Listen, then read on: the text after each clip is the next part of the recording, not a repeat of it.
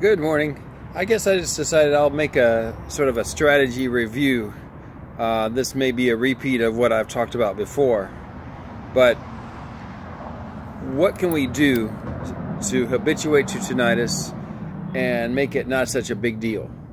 Because a lot of people who would be watching a video like this, they'd be here because they're really having trouble with the tinnitus, and I understand because I've been there too. So what the main problem often is that we are in a state where we can't stop thinking about it, and we're constantly thinking about it. And then as we think about it, we become more irritated, more anxious about it. And then the perception of the sound is it's even louder, and it's even more annoying, and we start thinking about all the terrible things that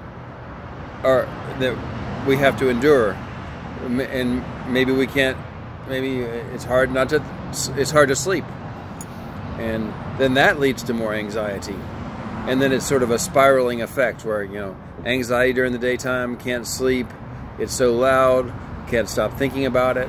So all these things work together against us. So how do we improve the situation? So usually the first thing is we need to interrupt our thoughts a little bit and interrupt that constant thinking about it. And that's where I like the word anything. Anything except the tinnitus. So how do we go about that? Well, we're going to need some background noise to help it be a little bit easier not to listen to it. And then we need to find something to occupy our thoughts.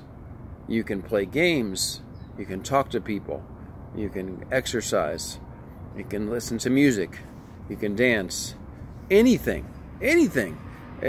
Maybe at first you can only reach times where you don't think about it for 2 minutes, but then you can make it 5 minutes and 10 minutes where you can just get involved in something and you forget about it for just a short time, and those times can increase.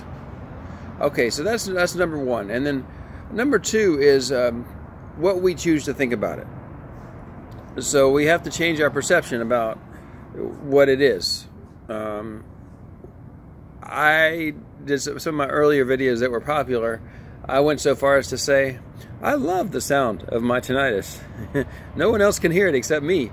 I'm so special. And it makes me special because other people don't have what I have. They only wish they could have the feeling I have.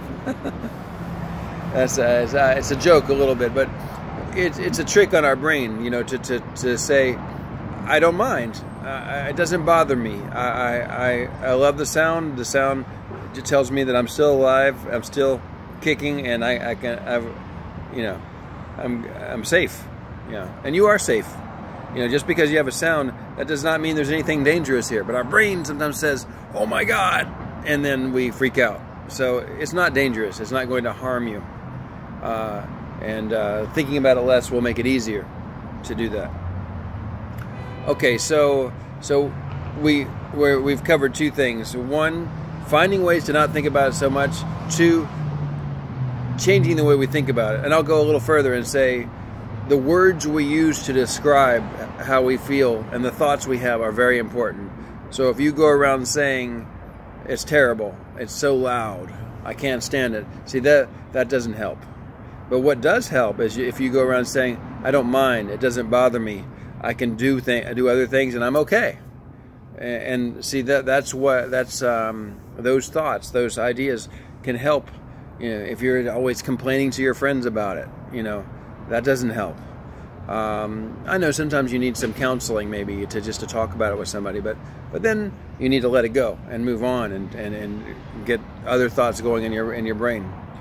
And then if you can get where you're comfortable with the sound, I'm not going to say that you love it, but you just get where you're, okay, I'm sitting here, I hear it, no problem, I can do other things. You maybe try spending some time being with the sound. I don't recommend this if you're really bothered by it, but if you can get where you're not bothered by it so often, you can try being with the sound a little bit more in a quiet room, and maybe try taking a nap or going to sleep with no sound or less sound in the background, and that starts to get some pretty high, high level habituation when you can be in a quiet room and not think about it. I could definitely do that, especially if I have something else going on, such as I'm talking to someone else. Every night I take a lesson in Chinese. I've been studying Chinese for 8 years, and I turn off everything in the room, and the only sound is either me talking or my teacher talking on the computer, and that's it. And I've taken a nap this way, and that's as far as I've gotten. But it really doesn't bother me anymore, and I go around saying that all the time. If I'm thinking about it, I'm telling you, I'm telling myself, it doesn't bother me. I'm okay, and no problem. And there's millions of people who have gone through the same